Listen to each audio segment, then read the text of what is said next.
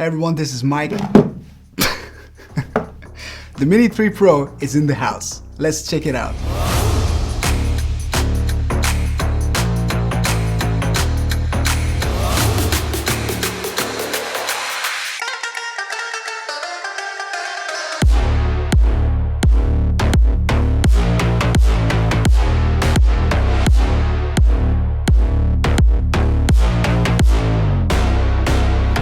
After a few flights with this drone, I have some very fresh first impressions that I want to share with you today, because I believe the first impressions are very important.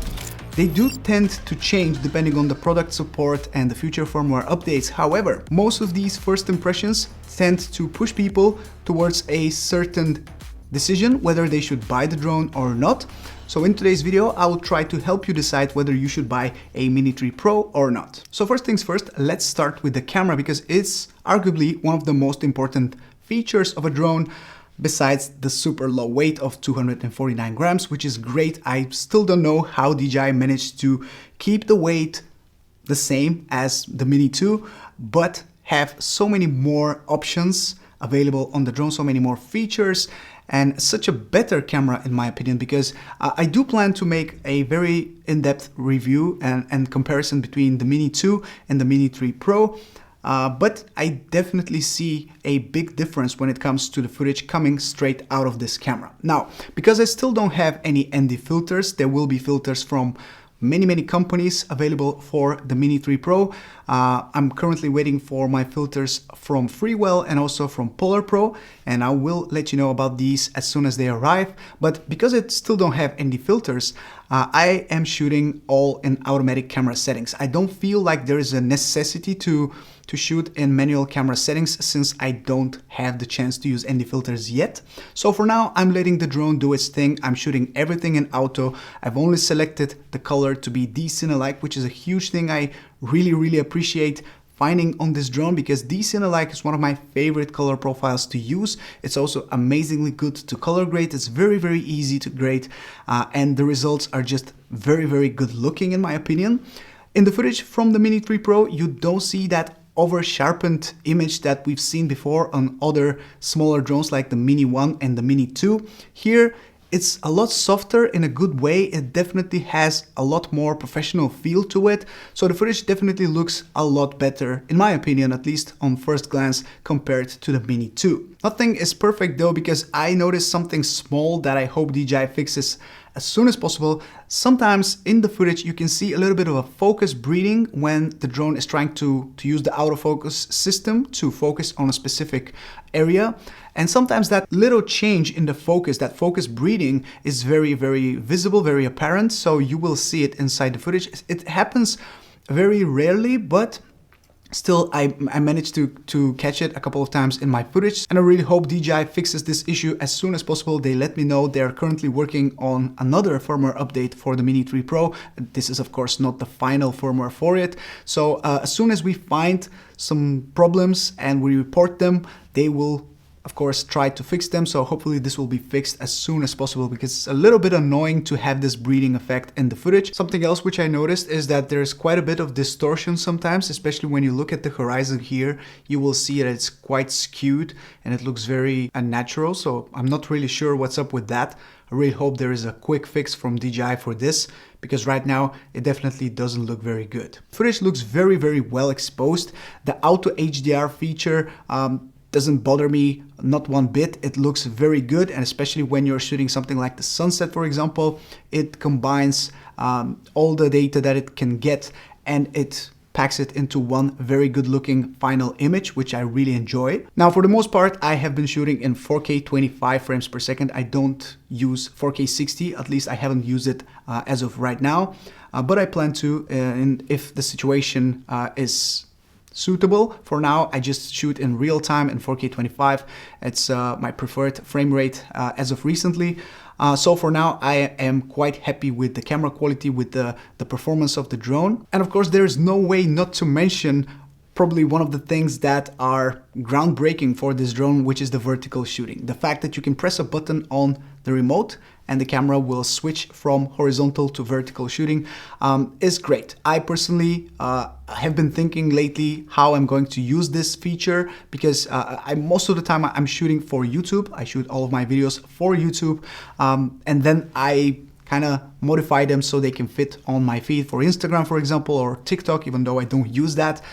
But I transform them a little bit so I can use them for that. Now, if I want to shoot something specifically for Instagram, for example, for a reel or for just a vertical shot that I want to post on Instagram, I can do that. But I think the thing I will use the most this vertical feature for is taking photos. I post all of my photos on Instagram, or at least the ones that I really like. And for me, having this vertical orientation being available is going to change the way I shoot my photos, because it's just so much easier to frame your shot when you plan to use it later for Instagram and you want to have it in a vertical orientation. So for me, the vertical orientation will be mostly usable for photos.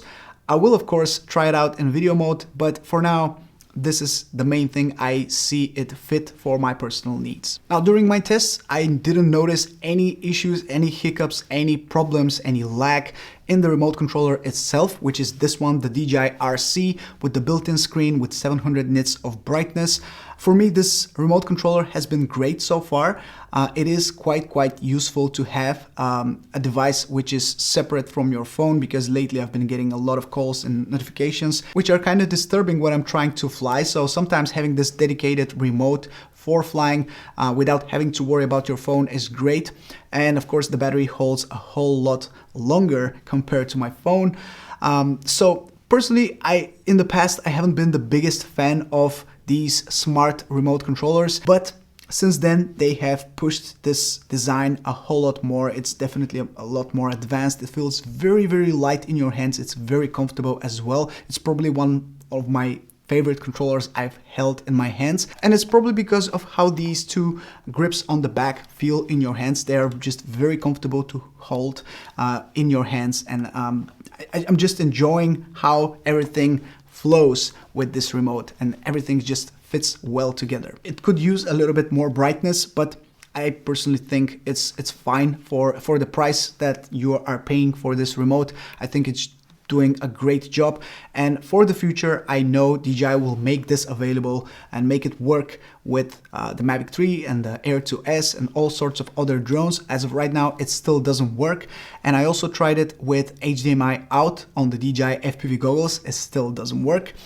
So I hope we can see some more support for this remote controller in the future for other products, because this will be a great addition to your kit if you have a couple of different DJI drones and you want to just use one remote for all of them. That would be just amazing to have, and not having to worry about different remotes and being charged and having to carry them with you everywhere you go if you want to have more drones with you. So yeah, this is a great option to have. So I highly recommend it to you if you purchase the Mini3 Pro to get it with this RC with the built-in screen. Now it's time to talk about one of my absolute favorite things about this drone, and that is the fact that it's so tiny, so portable, so incredibly quiet that it almost makes it feel like it's invisible to the rest of the people around you. If you're planning to fly in urban areas where there are lots of people, lots of cars passing by, lots of movement from everyone around, then you know if you're trying to fly a bigger drone,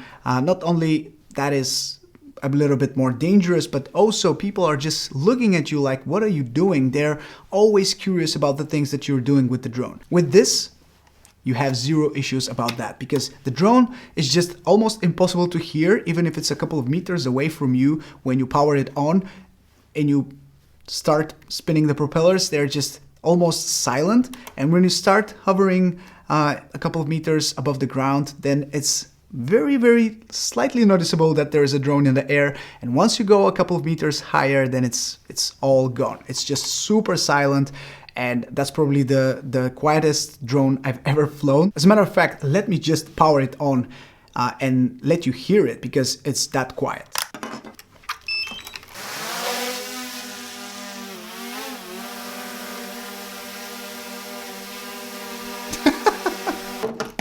Crazy, right? Finally, I want to talk about the battery life, which I've been getting about 30 minutes of solid flight time with the Mini 3 Pro.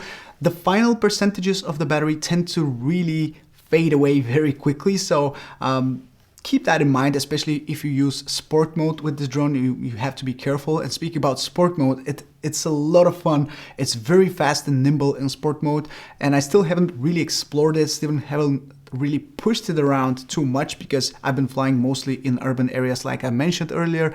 But as soon as I have the chance, I will rip this in sport mode in a little bit of more open area where it's a little bit more safe to do it. But for now, I'm really enjoying this Mini 3 Pro. I feel like this can be the drone that I can carry with me every single day. No matter where I go, I can have it with me and just be ready to shoot whatever happens at all times and still get that 4K 25 or 60 frames per second footage that is very great looking straight out of the camera, but especially if you set it to D-Cine-alike, it's even better, so you can put your little twist on it and make the footage look even better. And especially for a person like myself who always carries lots of cameras, lots of other gear with me, this is going to change the way I leave my house, because I'm going to bring this with me wherever I go without having to worry about space, without having to worry about which drone should I take with me, because this is literally nothing for the amount of gear I usually bring with me. So this will allow me to have a ready to be flown drone with me wherever I go, and will open up many more possibilities to shoot cool footage in situations where before I didn't bring anything with me and I regret it afterwards. So that's pretty much it. These are my first impressions of the Mini 3 Pro, and to sum everything up, I really enjoy the small form factor with a lot more features being added, like hyperlapse, active track, all sorts of different flying modes that have never been present on a mini drone before. Now we have them, so that's a huge leap forward from DJI. I'm extremely happy to see that happening, because more people will get into the hobby because of this drone, which is very, very exciting. So stay tuned for more videos with the Mini 3 Pro. I have a lot more content coming up very, very soon. So make sure you're subscribed to the channel if you want to see them first as they arrive on YouTube. If you have enjoyed this video, drop a like, and I'll see you very, very soon in my next one. Take care. Ciao.